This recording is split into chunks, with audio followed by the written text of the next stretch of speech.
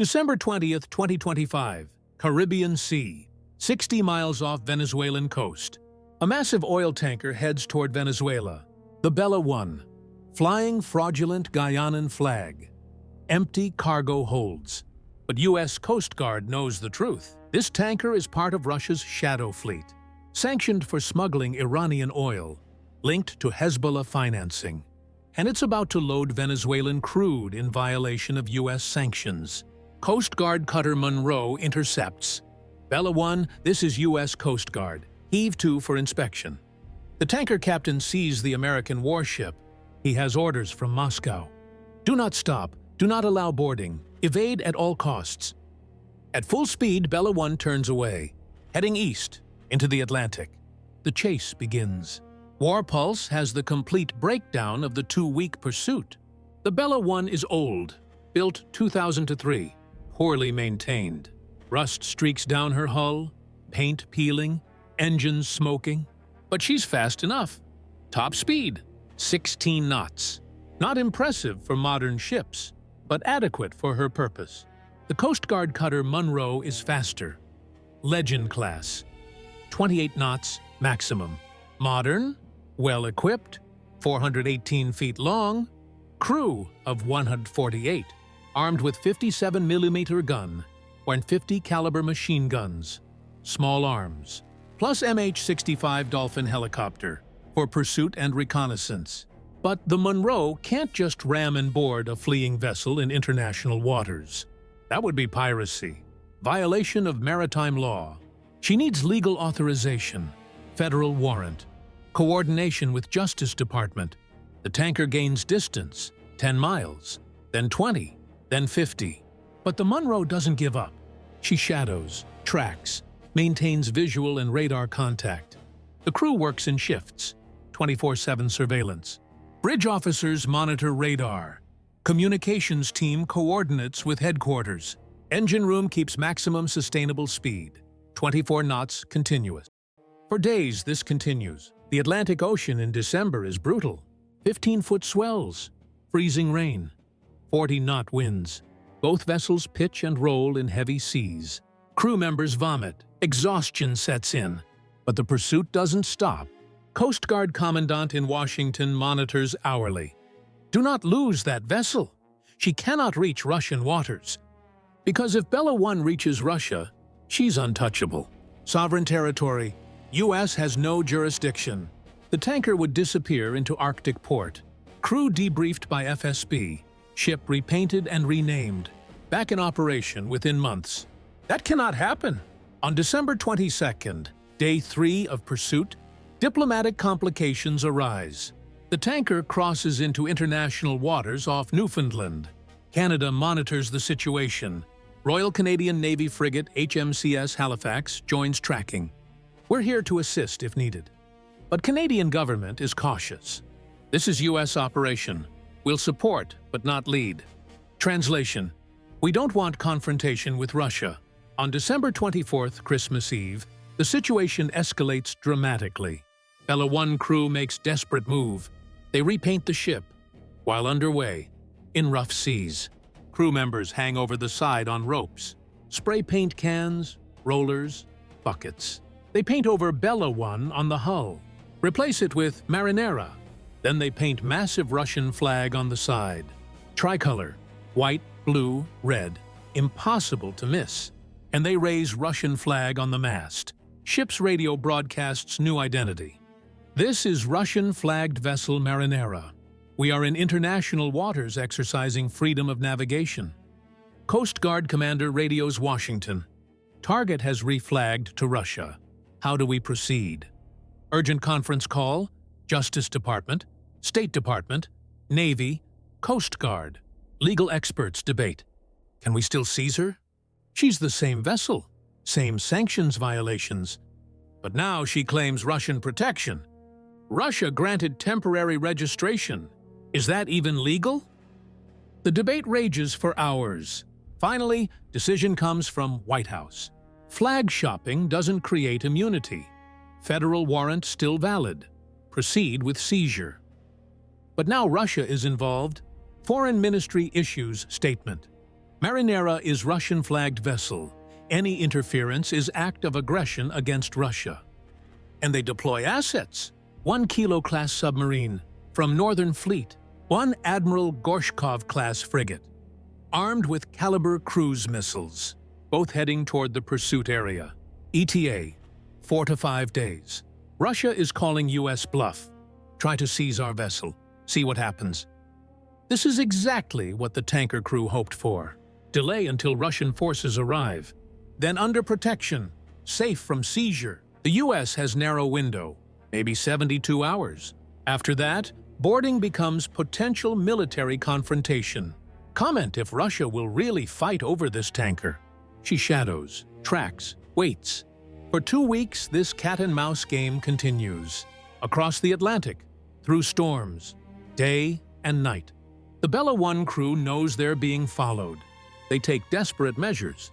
On December 24th, Christmas Eve, they repaint the ship. New name on the hull, Marinera. They paint a Russian flag on the side and register the vessel under Russian flag. Russia grants temporary authorization to sail. The crew thinks this will protect them. Now we're Russian ship. Americans won't dare seize us. They're wrong. Comment if Russia's flag will protect them. By January 5th, 2026, the chase reaches critical point. The Marinera is near Iceland, heading toward Arctic, possibly to Russian port. Murmansk, maybe. U.S. command makes decision. Seize her, now, before she reaches Russian waters. Orders flash to multiple units. Navy SEALs, Army 160th Special Operations Aviation Regiment, Coast Guard Maritime Security Response Teams, P-8 Poseidon Patrol Aircraft, AC-130J Ghost Rider gunships. Britain offers support. RAF Surveillance, RFA Tide Force Replenishment Ship. This becomes multinational operation. At 3 a.m. January 7th, forces converge. The Marinera is 190 miles south of Iceland. In the gap between Iceland and Scotland, the Guyuk Gap, Cold War choke point, where Soviet submarines once prowled. Now it's where Shadow Fleet tankers try to escape. Rough seas, 15-foot swells, near freezing temperatures.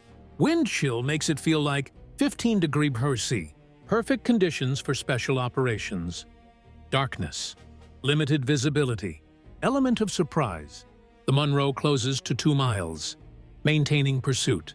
Her crew has been awake for 36 hours straight, fueled by coffee, adrenaline, determination. They will not lose this vessel. Overhead, P-8 Poseidon Maritime Patrol aircraft circles. Advanced sensors, electronic surveillance, communications relay. It drops sonobuoys in pattern around the tanker, searching for Russian submarines, because Russia sent help. 1 submarine, 1 frigate, heading to escort Marinera. But they're too far. 300 nautical miles away. They won't arrive for another 18 hours. The U.S. has this window, and they're taking it. British forces provide critical support. Royal Air Force launches surveillance aircraft from Scotland. RC-135 Rivet Joint. Signals intelligence. Monitoring Russian communications. Plus Typhoon fighters on standby, just in case. Royal Navy replenishment ship RFA Tide Force positions nearby, providing fuel, supplies, support to U.S. vessels. This is NATO cooperation in action. At 4:30 a.m., U.S. Navy ships arrive. Not just Coast Guard now, full military operation. USS Porter, Arleigh Burke-class destroyer. From Rota, Spain, armed with Tomahawk missiles, SM-2 air defense, Harpoon anti-ship missiles. The firepower is overwhelming. Message to Russia: we're serious.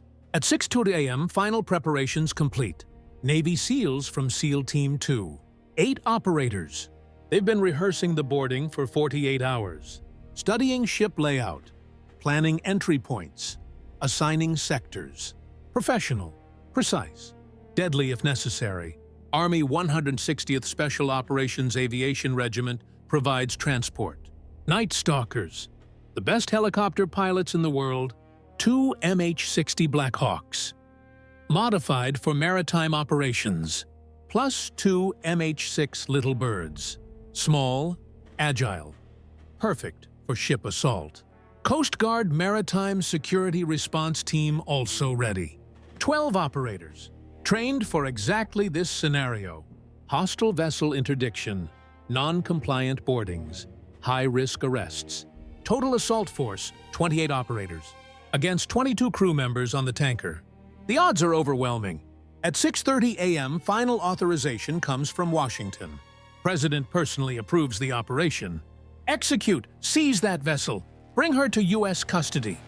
The helicopters launch from USS Porter's deck. 4 aircraft, flying in tactical formation. Low altitude, 50 feet above the waves. Under radar coverage. Fast approach, 140 knots. The tanker crew has no warning until helicopters are upon them. At 6:47 a.m., the assault begins. MH-6 Little Birds arrive first, hovering directly over the deck. SEALs fast rope down. 8 operators in 15 seconds. They hit the deck, weapons up, moving immediately. 2-man teams, covering each other, clearing spaces. Bridge is priority target. Control the ship. Control the crew. 4 SEALs reach the bridge in 90 seconds. They breach the door. Flashbang grenade. Controlled entry. U.S. Navy, down on the ground, now! Captain and 3 officers freeze. Hands up. No resistance. They're merchant sailors, not soldiers. SEALs secure them. Zip tie hands. Control established. Meanwhile, other teams clear the engine room. Chief engineer and 2 assistants found there. Hands raised immediately. No fight. Coast Guard team fast ropes onto stern. They clear crew quarters, galley, storage areas, finding crew members hiding, scared, surrendering. Total boarding time, 4 minutes, 12 seconds. 0 shots fired, 0 casualties, every crew member accounted for. Vessel secured. Professional, precise. Textbook operation. The SEALs hold security while Coast Guard takes over. Boarding team conducts detailed search. Ship's documents, cargo manifests, communication logs, computer hard drives, GPS data, radio transcripts, everything seized as evidence. MH-60 brings U.S. Coast Guard captain to take command. He assumes control of the vessel. This ship is now under United States jurisdiction. We're proceeding to U.S. territorial waters. The Marinera becomes U.S. property. Russian reaction is immediate and furious. Foreign Ministry issues statement within the hour. The United States has committed act of piracy on the high seas. Seized Russian-flagged vessel in international waters. Violation of UN Convention on Law of the Sea. We demand immediate release of vessel and crew. But the complaint is hollow. Russia knows they're caught. The submarine and frigate turn back. No point continuing. They can't fight U.S. Navy over a shadow fleet tanker. That's actual war. Russia isn't ready for that. So they protest, loudly, but take no action. China also condemns the seizure. U.S. unilateral actions violate international law. Freedom of navigation must be respected. But China doesn't intervene either. They benefit from shadow fleet, buy sanctioned oil through it, but not worth confrontation with America. European Union supports U.S. action. Enforcement of sanctions is legitimate. Shadow fleet undermines international order. We stand with United States. NATO Secretary General issues statement. Collective defense includes economic security. Sanctions evasion will not be tolerated. The international community is divided, but U.S. has the tanker. That's what matters. Who wins this confrontation? A. USA completely. B. Russia saves face somehow.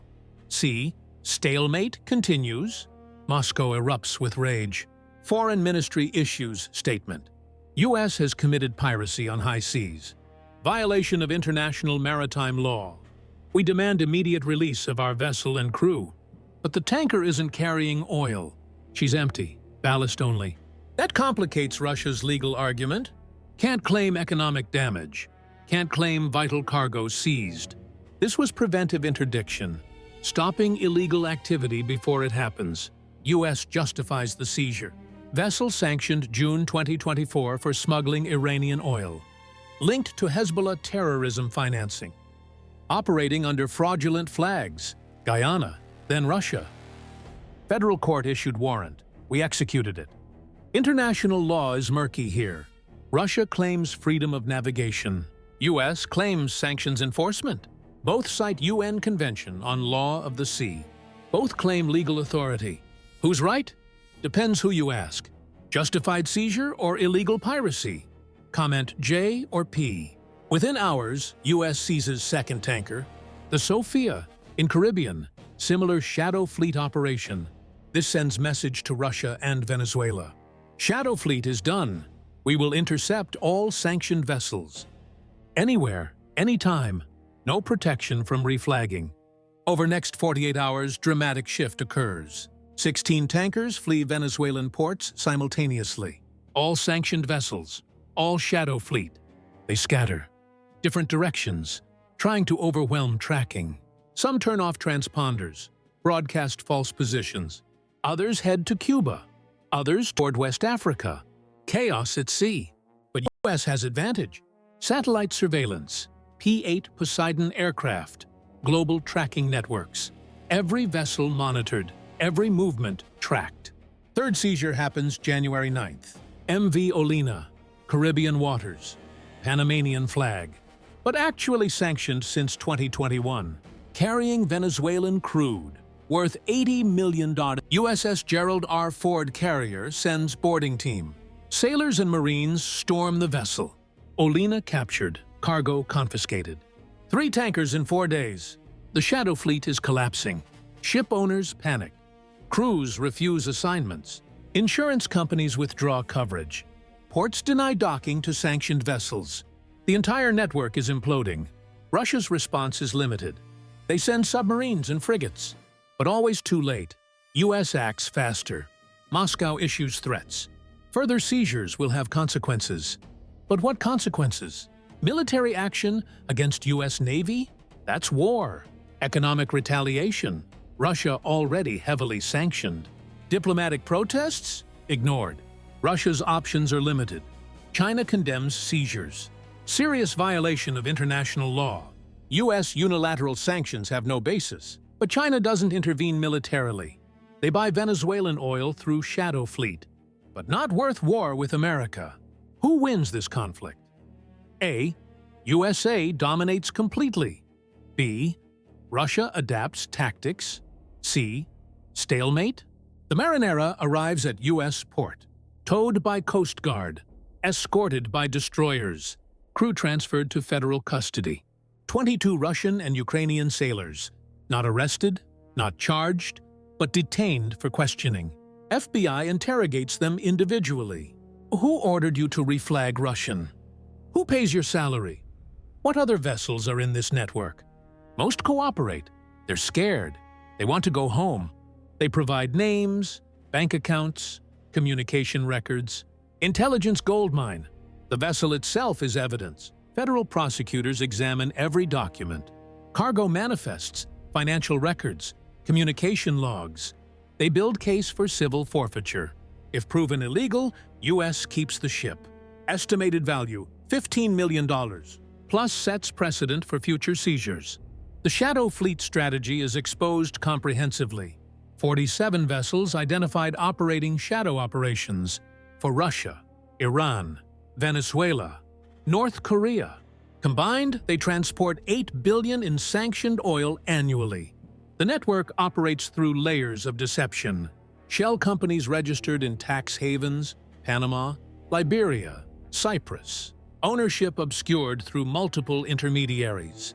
Real beneficiaries, Russian oligarchs, Iranian Revolutionary Guard, Venezuelan regime insiders. Flags of convenience. Vessels register under weak jurisdictions. Countries that don't enforce international sanctions. Guyana, Togo, Palau. Even landlocked Mongolia has flagged tankers. The fraud is systematic. When U.S. pursues one flag, they switch to another. Bella 1 went from Guyana to Russia in 4 days. Just paperwork, money transfer, new paint. instant protection. Except US doesn't recognize it. Flag shopping doesn't create immunity. If vessel violated sanctions under previous flag, warrant still valid. This legal principle terrifies the shadow fleet. Communication intercepts reveal panic. US seized Marinera despite Russian flag. They don't care about registry. We're all targets. Ship owners' emergency meeting in Dubai. How to protect assets. How to continue operations. Options discussed. Use smaller vessels, harder to track, more numerous. Transfer cargo at sea. Ship to ship. No port records. Operate only at night. Transponders off. Minimal electronic signature. Route through Arctic. Fewer patrols. Harsher conditions. But US anticipated all this. Enhanced satellite surveillance. Synthetic aperture radar. Can track ships even with transponders off. More patrol aircraft. P-8 Poseidons cover Atlantic and Pacific. Cooperation with allies. UK, Australia, Japan. Intelligence sharing. Coordinated interdictions. The network is tightening. After Marinera seizure, immediate effect. Oil traders cancel contracts with shadow fleet. Too risky. US will seize cargo. Buyers demand legitimate transportation. We won't purchase from sanctioned vessels. Insurance companies withdraw coverage. Shadow fleet uninsurable. Seizure risk too high. Financial institutions freeze accounts. Know your customer rules. Can't process shadow fleet payments. The economics collapse. Shadow fleet profit margin. 15 to 20% above legitimate shipping. That premium covered risks, corruption, sanctions violations. But if vessels get seized, profit becomes total loss. $15 million tanker gone. Plus cargo. Plus legal fees. Nobody wants that risk. Venezuelan government desperate. Oil is 95% of export revenue. Shadow fleet was only way to sell. Now buyers disappearing. Vessels refusing to load. Revenue crashes. Economic crisis deepens. Russia loses too. They broker shadow fleet deals. Take percentage. Plus smuggle their own oil through same network. US seizures cost Moscow billions. Iran similarly affected. Shadow fleet transported Iranian oil to China. Now Chinese buyers nervous. What if US seizes our cargo? They demand discounts or refuse purchase entirely. The economic impact is severe. Venezuelan oil exports dropped 35% in 2 weeks. That's $400 million per month in lost revenue.